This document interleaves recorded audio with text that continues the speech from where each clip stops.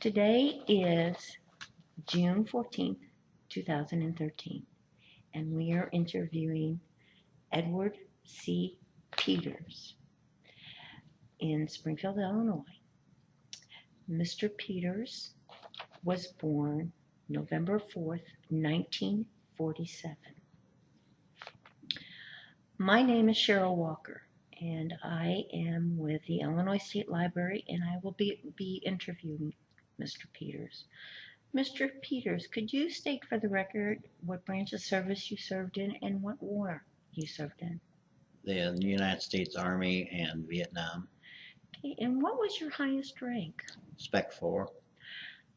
At this time, would you like to share your history and some of your story? Well, I was drafted from Iroquois County. I did basic training in Fort Leonard Wood, Missouri, and AIT, it was Fort Sam Houston, Texas. Then I spent a year in Vietnam, and then my last 6 months, they assigned me back to Fort Sam Houston. Do you remember receiving your draft notice? Yes, the letter that says your friends and neighbors have selected you. And have you ever figured out? I said I have always checked with my friends and neighbors, and I didn't know any of them, had done it. But what were you doing? Were you in school? I was at a factory working up in Kankakee. Okay. How old were you? 19. 19. And what MOS did you go into? I was a medic. They give you a choice of what you got to do? No. They usually, I don't know how they did it, because we had guys that were in the, worked for the phone company on the outside, and they put them in the medics in the government. So I don't know how they assigned them. I know if you enlisted, sometimes you got a choice of where you went, but. Did you, when you were told that you were being drafted, did you say, well, I'd rather be in the Air Force or the Army, or did you just say, here I go? I just more or less said, here I go. And that's like I said, when I got inducted in Chicago, they had us lined up. And they just went down the line, Army, Navy, Marines, Army, Navy, Marines. So depending on where you were at in the line is what branch of service you end up in. How did you get to Fort Leonard Wood? Back then, we ended up taking a bus because the trains were on strike. Because we inducted in Chicago and then had to go down there, but there's a train strike, so they bused us from Chicago down to Fort Leonard Wood. Did you have long hair? No, that was the thing. I always had like a flat top, so it wasn't where. When they cut my hair, it wasn't like some of them with the long hippie hair, more or less. So it wasn't that much of a shock for you to have your hair cut? Because it was almost short as what they cut it anyway, Do you remember receiving the uniforms, your issue of your uniforms? Yes. How many did you get? Back then, I think we got like one set of dress greens, and then there was like, I think 4 of the shirts and pants that the OD green ones that you got. When you got off when you got off the bus in Fort Leonard Wood, what did you think? I didn't really know what to think. It's so long ago, really, I don't remember. Okay. How long was your basic training? 8 weeks. 8 weeks. Did you get to go home after that? Yes, for 29 days. Thing was, when I got drafted, I weighed 252 pounds. 8 weeks later, I weighed 200. So I said it was, it was an experience as far as that. So then you went to Fort Sam Houston. It was in the summer. And Fort Sam would be,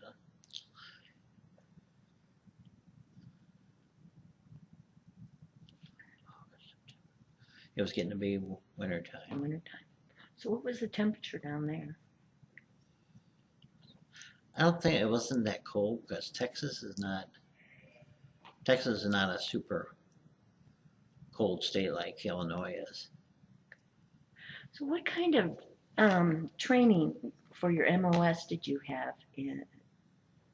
It was all medical training, giving shots, doing, different stuff like that. But what was so funny in one way was how strict they were in basic training about you couldn't go to the PX, you couldn't do this, you couldn't do that. AIT was just totally the opposite, that, you could kind of go where you wanted to go and, do what you wanted to do. You had certain stuff you did during the day, but when you were done in the afternoon, then it was your time to read a book, go to the PX or whatever. It was So you had a lot of freedom. so funny that, yeah, the AIT compared to the basic, basic you couldn't do nothing, and then AIT was more relaxed atmosphere, more or less. So did you enjoy your AIT training since it was relaxed like that? Yeah, I would say I enjoyed it, but Did you have a lot of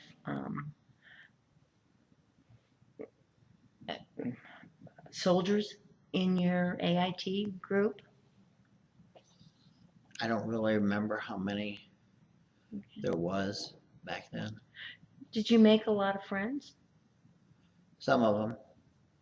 Do you still stay in contact with them? No, not too many of them that, So after you took your AIT, then how did they announce where you were going from there? When you finished your AIT, they gave you orders of where your next duty station would be.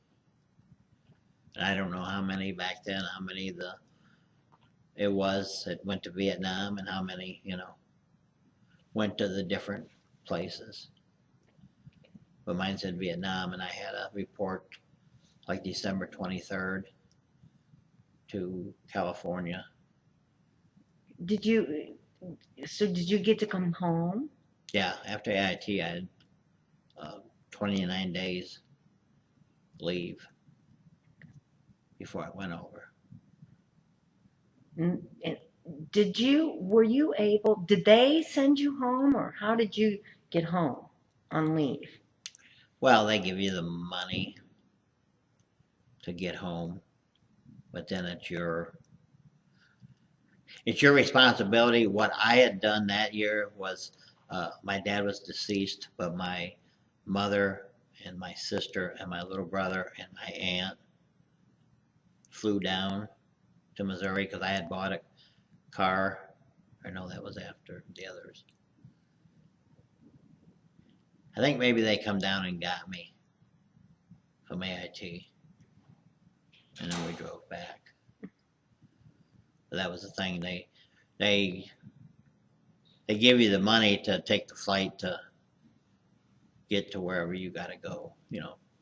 Like you got to report to California to this certain place, but they don't provide the transportation for you.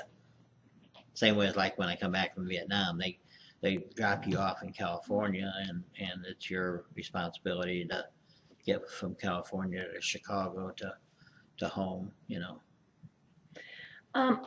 When you went to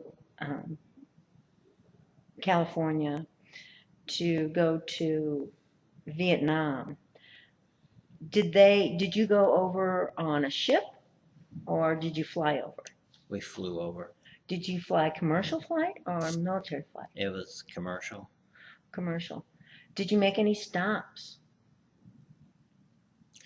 On the way over, we stopped at Hawaii How long were you for there? 2 hours. 2 hours.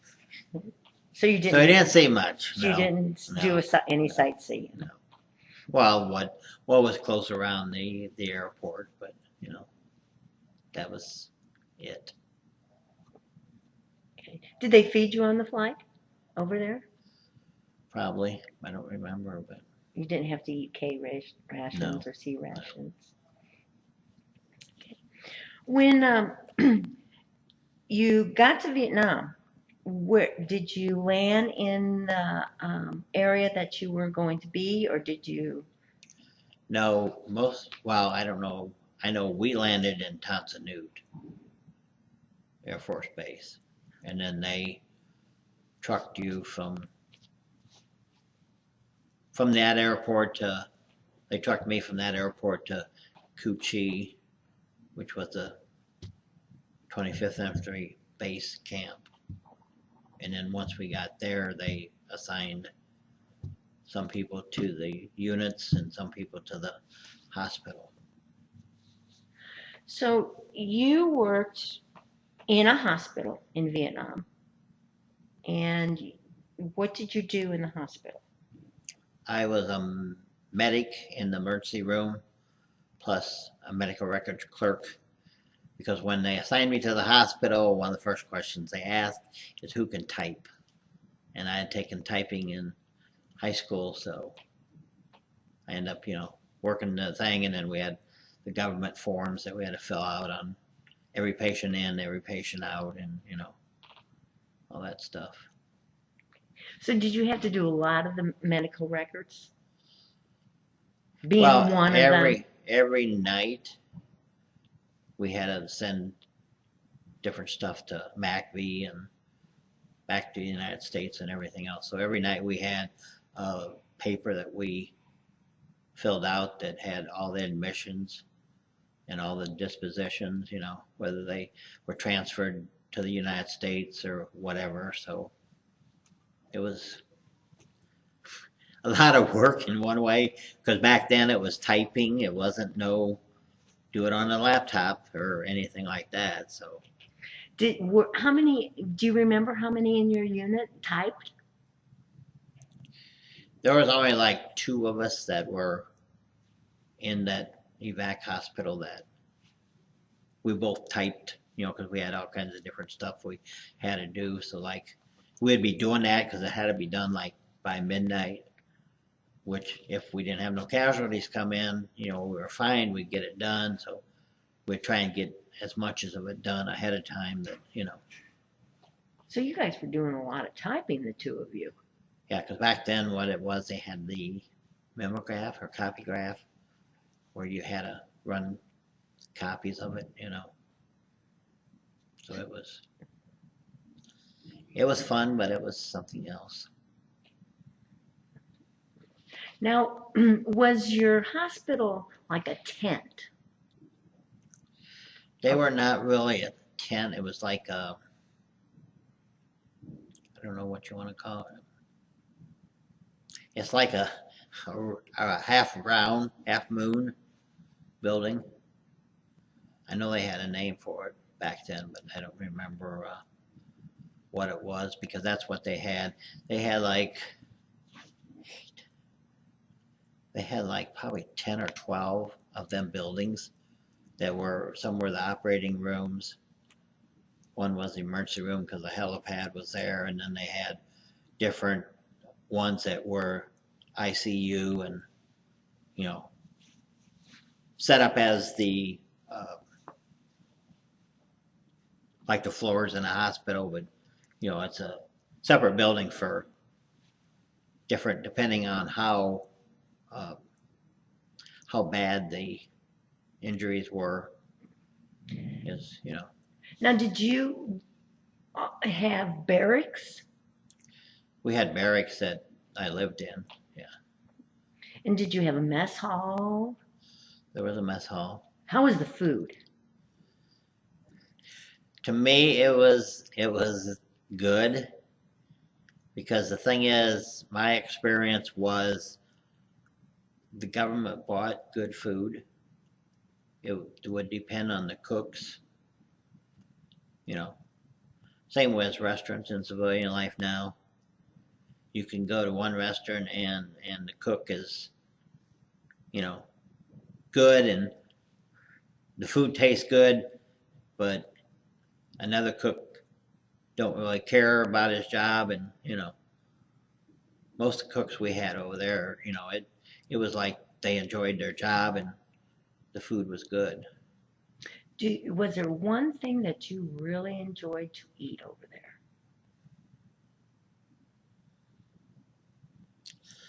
Thing was, it wasn't in a mess hall, it was in an EM club. They made pizzas, like homemade pizzas, And they were pretty good.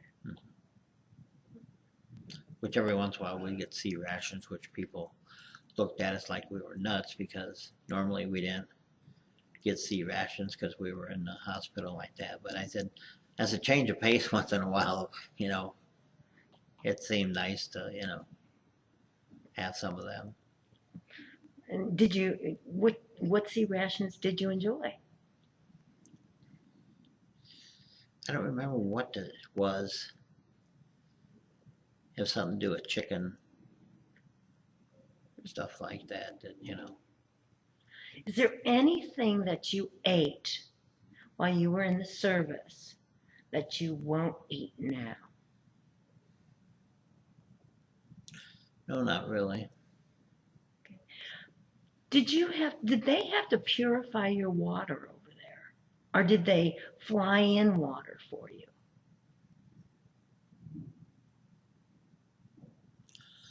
I'm not sure. I think they probably had where they purified it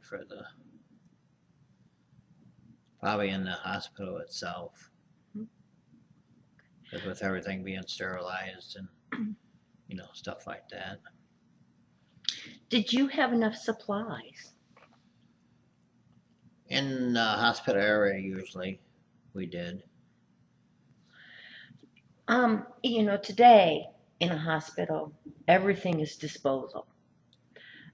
Back then, during Vietnam, did you have to sterilize everything and reuse everything? Back in World War I or World War II, and I'm thinking in Korea, the shot needles and the needles, they even sterilize those. What about in Vietnam? I think that they were disposable back then. I know that the only stuff that was sterilized and like that, like we had in the emergency room, would be like instrument operating knives and different stuff that the doctor had to do it right there to do something. I know all that stuff was sterilized. It was like in a kit, but most of the needles and all that was just shoot them and throw it away. And what about, did you keep a personal diary? No. Did you take anything for good luck with you? Did you carry anything for good luck? No. What about R&R? Did you take any R&R when you were over there? No. Didn't go anywhere? Just stayed on base? Yeah, that was the thing. I wish in one way I would have went somewhere, but then it was only like a week. You only got like a week, so I thought.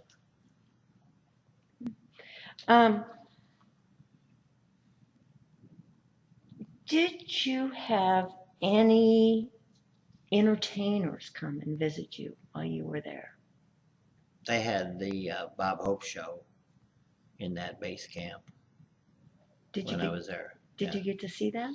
Yeah, and the thing was, after they did the show, they did come into the hospital area to see the patients that were, we tried to get as many that were ambulatory out there to it, but if they couldn't, some of them couldn't go out there, they come into the hospital and stopped in and seen them. Do you remember who was with Bob Hope at that time? I don't remember if that's when Fess Parker was there. That's why I said one of the times Martha Ray was with one of the units when they got hit, because she come in on the dust off pilot with the guy that was wounded. And what's a dust-off pilot? It's a medevac chopper, is what. Same difference, I guess. But you guys called it a dust-off pilot. Yeah. Okay. Okay. Do you recall any particularly humorous or events that maybe you guys, on your downtime that you did?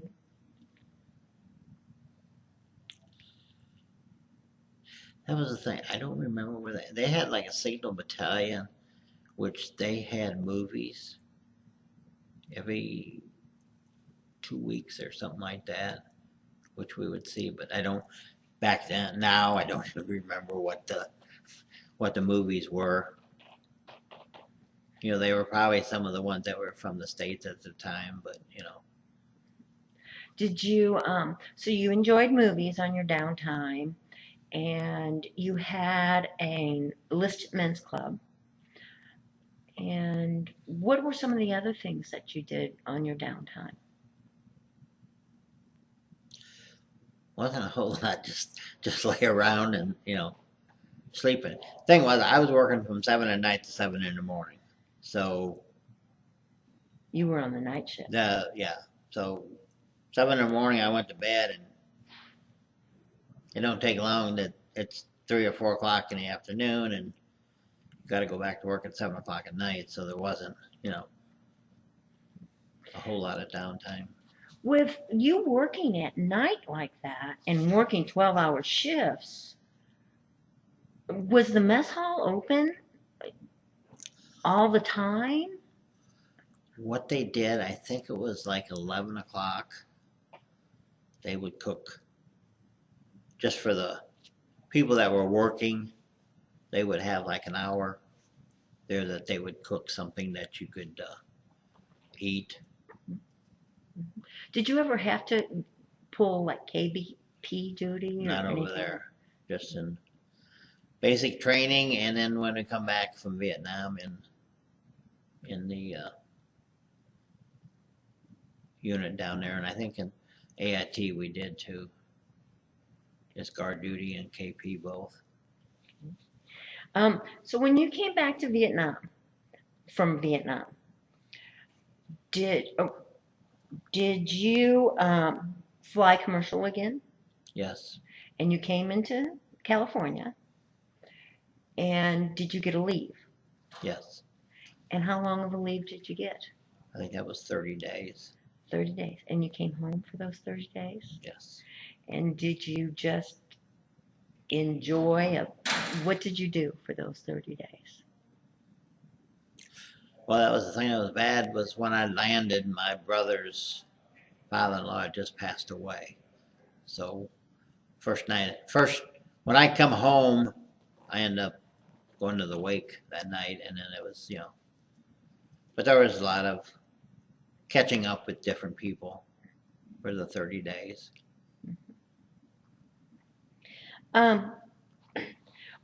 When you were in the service, did you take a lot of photos and things from memory, or? I took some, but I don't really know. I think, most of them I sent home, and I'm not sure where they are. How did you keep in touch with your family? It was either letters, or I had a little tape recorder that I would send them tapes, and they'd send me back tapes. And, the letters, you guys got mail call. And did you get mail every day? No, it would be sporadic, and then you'd get the care package from home, which you'd usually share with, you know, your other ones. That What kind of things did you get in your care package? usually cookies and fudge, and it all depended on how long it took back then, you know, to get there. That they usually would tell them, don't send this or don't send that, because I think it probably took 2 or 3 weeks, if not longer, to get from the States over to there. Did you get anything that you just couldn't eat? No, You ate it all. Did you get newspapers or magazines or anything? Or music? I think there were some newspapers they sent over there from somewhere in the United States, but I don't really. Um, when you came, do you remember when you got out of the service? The day you got out of the service? Yes. Was there a whole group of you that got out of the service? I don't think there wasn't the unit that I was in. I think it was more or less one person at a time.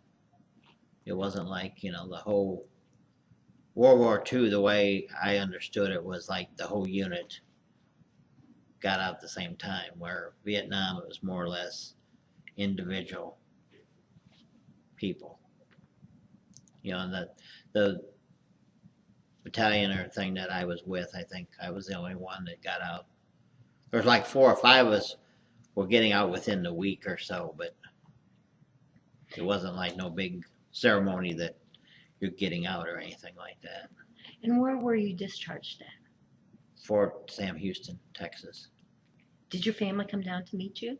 Yes, that's why I said I was trying to think which one it was, but I had bought a car down in Texas, and so my aunt and my mother and my sister and my younger brother flew down there, and then we drove back and stopped at Dallas, Texas, where Kennedy, and then we stopped in the Houston Astrodome. Then we stopped in Missouri, on the way home. What kind of car did you buy? GT, Pontiac GTO. What It was color a Judge. It was orange, kind of orangish thing. Wish I had it nowadays, right?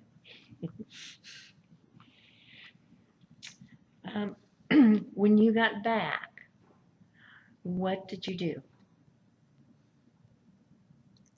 when you got home? I probably took about a week off or so, but then I went back to where I was working at when I got drafted. But I didn't stay there very long because I was 17 when I graduated, so I couldn't get a factory job because you had to be 18. So I more or less had an office job, so that's all they would put me back into, an office job, which the office jobs did not pay as much as a production job, so I started looking for, something else to better paying.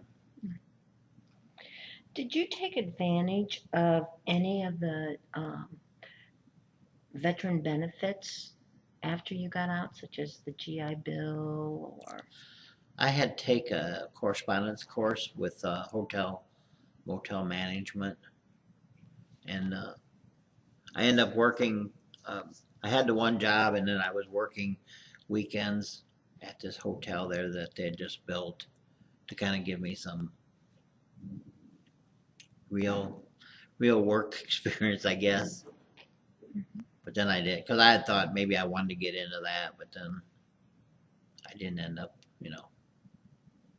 staying with it.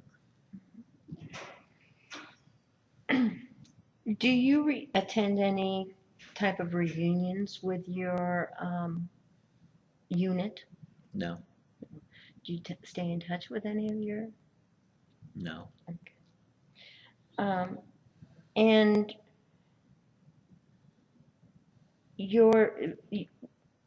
did you join any veterans organizations? I joined, first one I joined was Disabled American Veterans. Okay. But then afterwards I joined the Legion, I joined the VFW. You're currently, I see on your hat, your GAV hat, you have a white hat. And what does that signify? I'm the first junior vice, Department of Illinois. Okay, and what does that mean? What do you? I mean, so for I'm the an whole officer. state I'm of an officer. Illinois? Yeah, officer for the whole state of Illinois. Okay.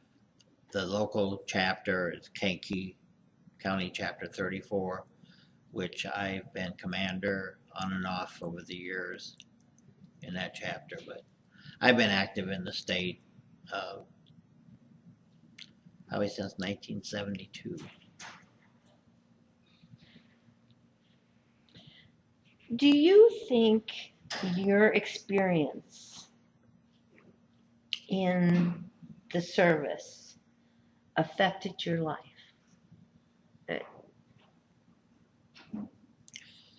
Your Yeah. military service?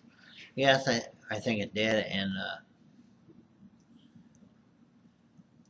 to me, military service is good and bad. I think, my personal opinion, I think every kid out of high school should have to serve at least 1 year, because it to me, I think it matures you so much. But there is the downside of it, depending on where you serve and what you see. That's why I said with working in the evac hospital like that, I said there's so much.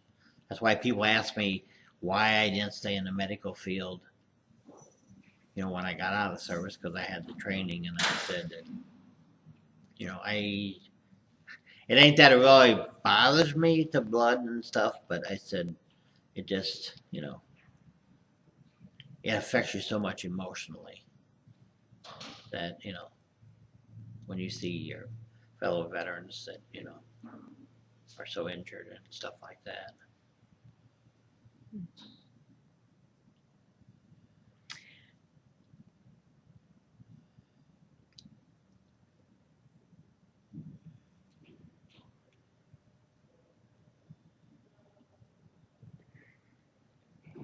What do you feel the most positive thing you took away from your experience in the service was?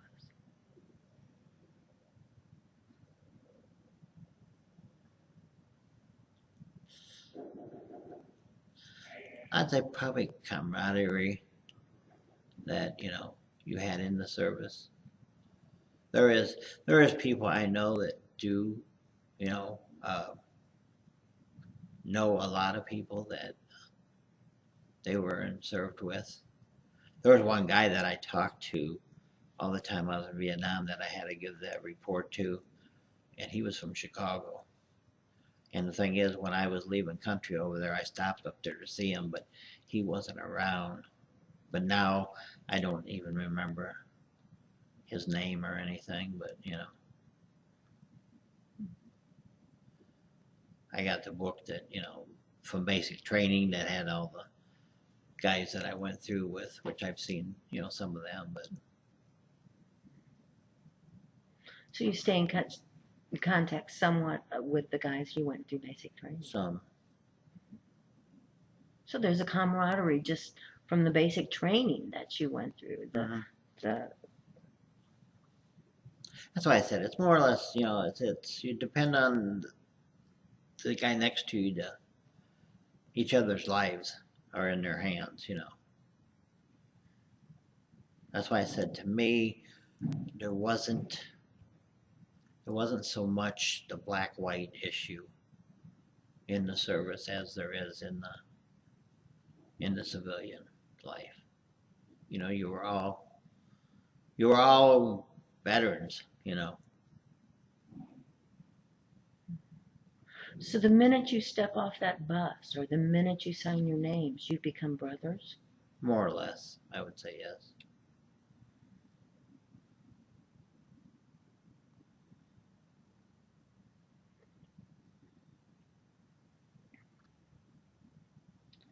Is there anything else you'd like to add? No, not really. Nothing I can think of.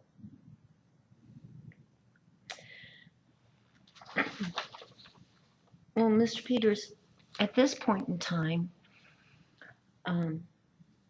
I would like to say thank you for the time that you served our country, the time that you gave to our country.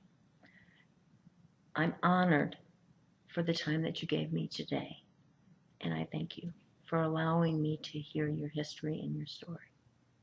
Thank you. Thank you.